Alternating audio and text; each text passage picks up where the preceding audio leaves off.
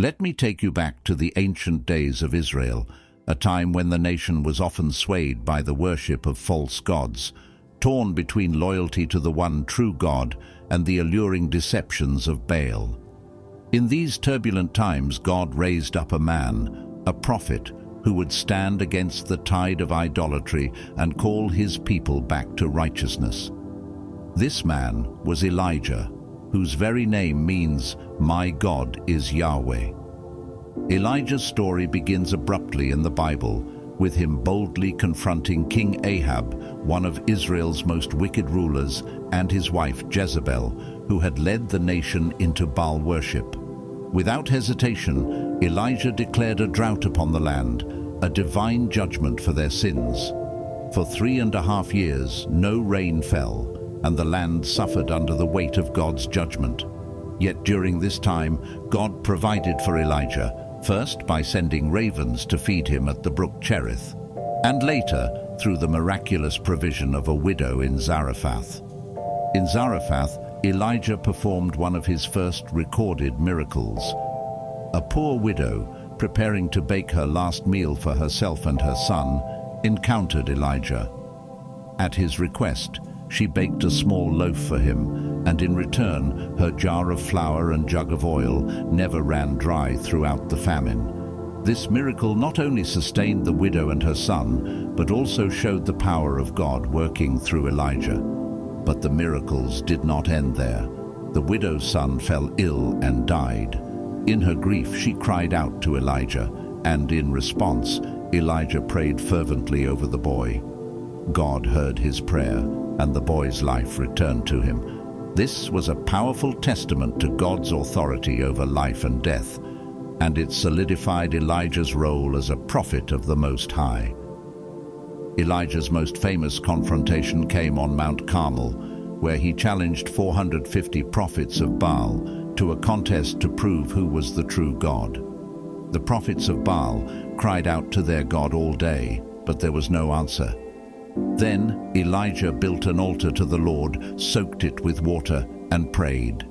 Instantly, fire from heaven consumed the offering, the wood, the stones, and even the water in the trench. The people fell on their faces, crying, "The Lord, He is God." Elijah then ordered the execution of the false prophets, and soon after, the long-awaited rain returned to the land. Despite this great victory, Jezebel's wrath forced Elijah to flee for his life. Alone in the wilderness, Elijah despaired, feeling as though he had failed and was the only prophet left. But God was not done with him. At Mount Horeb, God revealed himself to Elijah, not in a powerful wind, not in an earthquake, not in a fire, but in a gentle whisper. There, God reassured Elijah, revealing that there were still 7,000 in Israel who had not bowed to Baal, and that Elisha would succeed him as prophet. Elijah's final journey began when God instructed him to go to Bethel and then to Jericho, with Elisha by his side.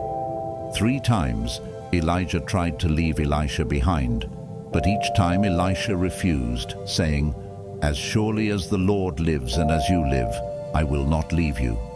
This loyalty was a sign of the deep bond between the 2 prophets, and Elisha's determination to receive the spiritual inheritance of Elijah. At the Jordan River, Elijah performed one last miracle. He took his cloak, struck the water, and the river parted, allowing them to cross on dry ground. Once across, Elijah asked Elisha what he could do for him before he was taken away. Elisha, with a heart full of devotion, asked for a double portion of Elijah's spirit. This was a bold request, but Elijah, knowing the difficulty of such a request, promised it would be granted if Elisha saw him when he was taken. As they walked and talked, suddenly a chariot of fire appeared, drawn by horses of fire. In a whirlwind, Elijah was taken up into heaven, leaving only his cloak behind. Elisha, watching in awe, realized that his master was gone, but the mantle had passed to him. Elisha picked up Elijah's cloak, symbolizing the passing of prophetic authority. As he struck the waters of the Jordan, They parted once more, just as they had for Elijah. The prophets, watching from a distance, knew then that the spirit of Elijah now rested on Elisha. Elijah's life and ministry were marked by boldness, faith, and miracles. His ascension into heaven was not just the end of his earthly journey, but the beginning of a new chapter in God's plan for his people. Elijah's legacy lived on, not only through Elisha, but in the hearts of all who witnessed God's power through him.